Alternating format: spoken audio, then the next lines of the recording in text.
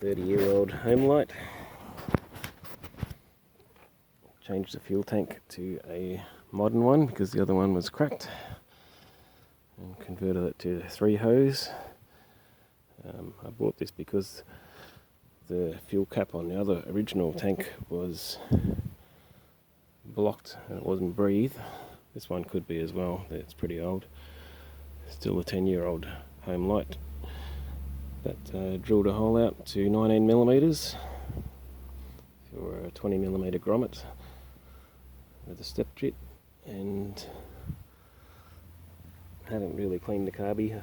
I just took the top off and had a quick look inside, but it did run just a few seconds ago. I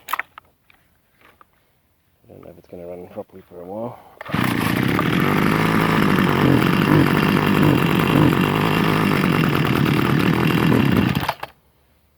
It might come good if it sits with fresh fuel for a while.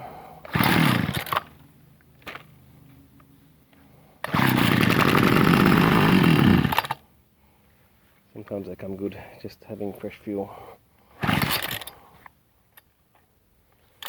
Anyway, there we go. Need 2 hands to run it properly.